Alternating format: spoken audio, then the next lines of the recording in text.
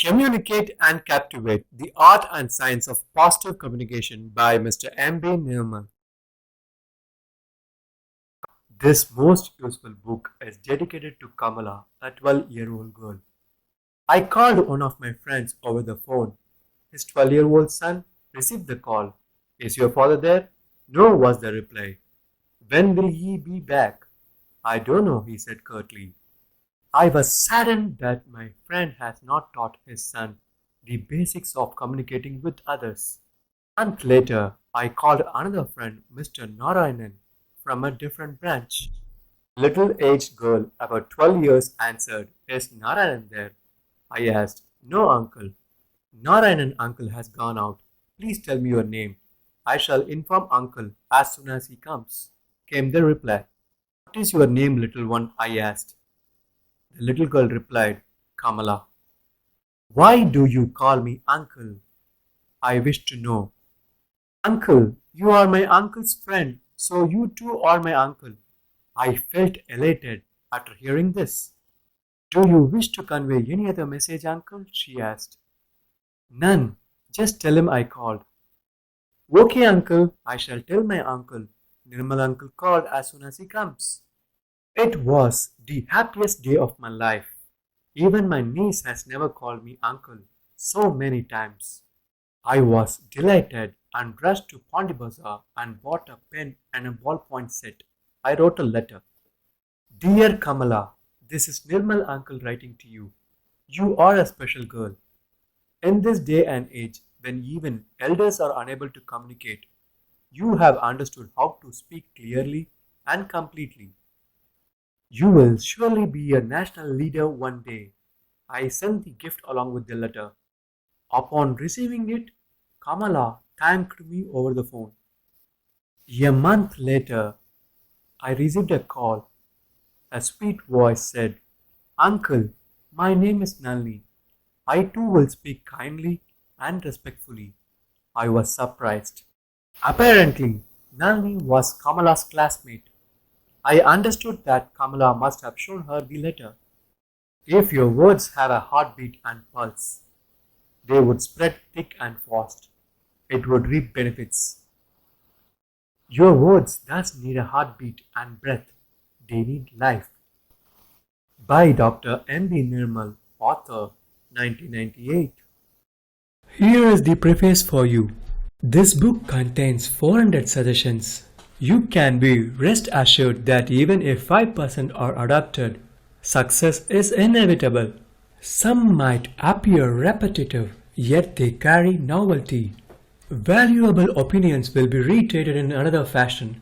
Also, the style, manner, and angle will vary. This exercise is only to imbibe them into your consciousness. This book almost entirely contains my life experiences. I learnt more about what should not be said than what should be said. I have witnessed the disastrous consequences of saying things inappropriately at the wrong time and not knowing how to say things should not be said. Learning from people who don't know how to say, I will tell you how to say it. The experiences were due to ExNoRa and my banking profession. The lessons I learnt in life, words of victory, the failures due to not communicating well, and a little of what I had read or heard somewhere all find place here. If you wish to desire complete benefit from this book, bear all the suggestions in mind and gradually give shape to them. If you achieve something through the art of communication, jot it down in a notebook. The same applies to things that fail due to ineffective communication. Make a list of those that cannot be said from your own experience. Make it an everyday core. Go through it. Your experience would be your best teacher. The tongue is your lift to betterment. Say is equal to succeed. Say, number 1. Tell people how what you say will benefit them, not how it will benefit you. They will hear. Point number 2. What do we need to do is not enough. Why do we need to do is more important. It will highlight the importance of the task. It will also feed their pride. They will agree. They will be motivated. Point number 3. Tailoring what you say to the age, intelligence, education, position and characteristics of the audience. Point number 4. Even when you are communicating with your staff, treat them as equals, not subordinates. I am better, you are not attitude will not work.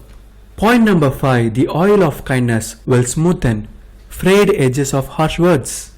Point number 6. How do we swallow a bitter pill? It's taken with honey.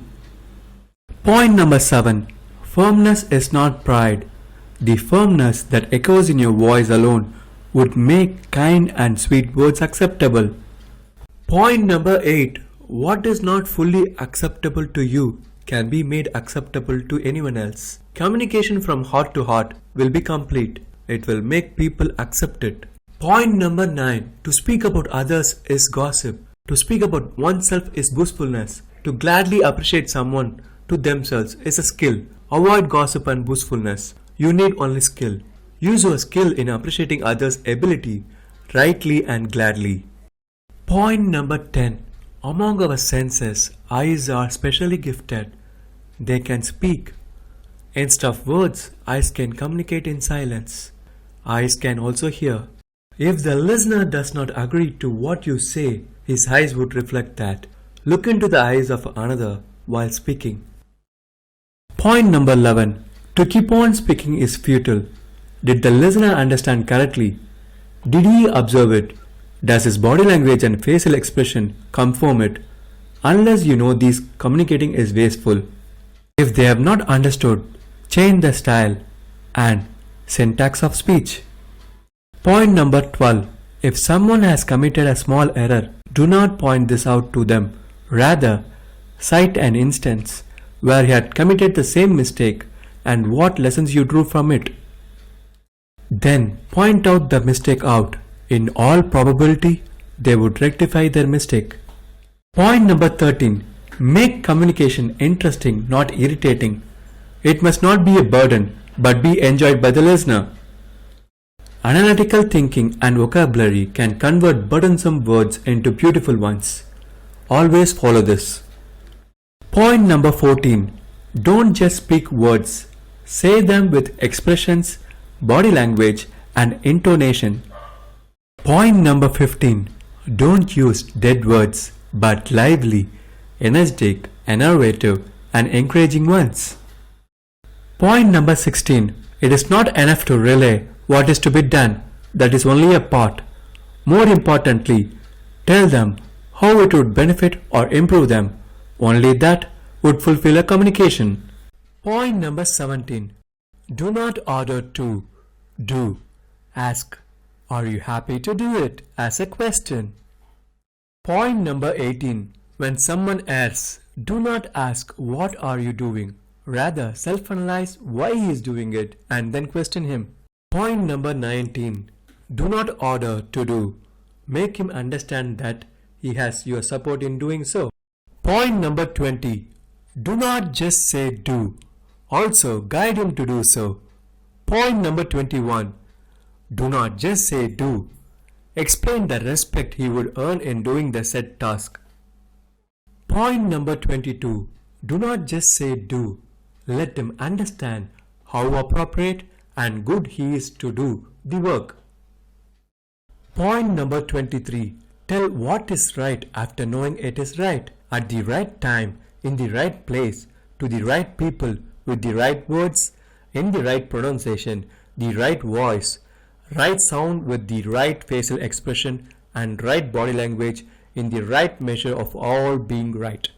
Point number 24. The cow uses its tongue to stroke its calf with love and affection, but we use them as whiplashes that cause wounds in others' hearts. Use your tongue to stroke other people's heart. Just as the calf endures with its mother, so too listeners will endure with you.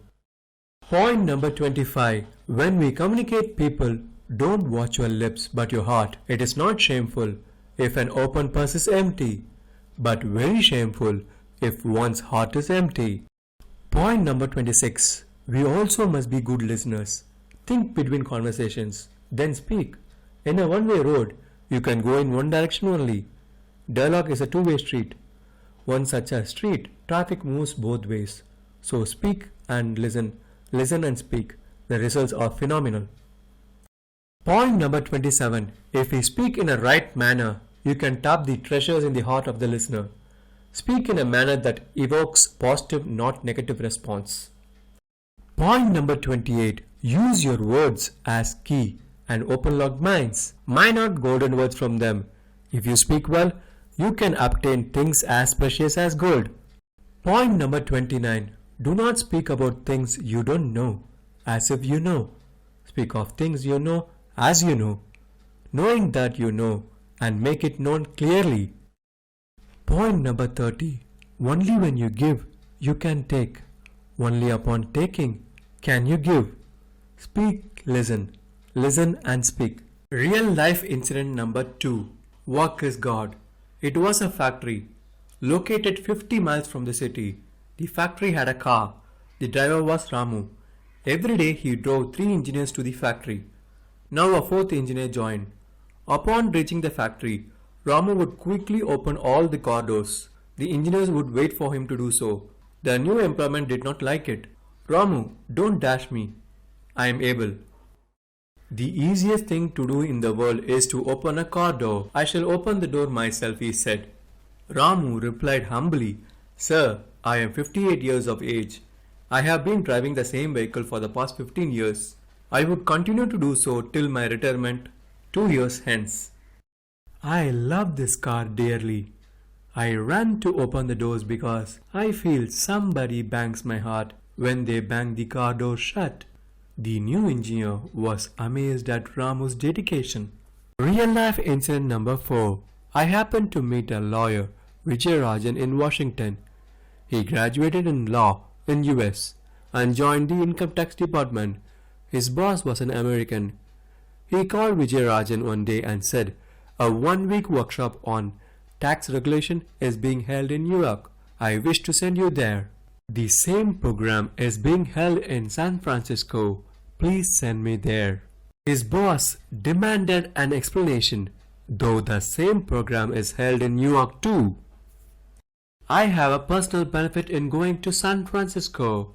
My sister lives there. I will derive the twin benefits of attending the program and visiting my sister. The boss agreed to it.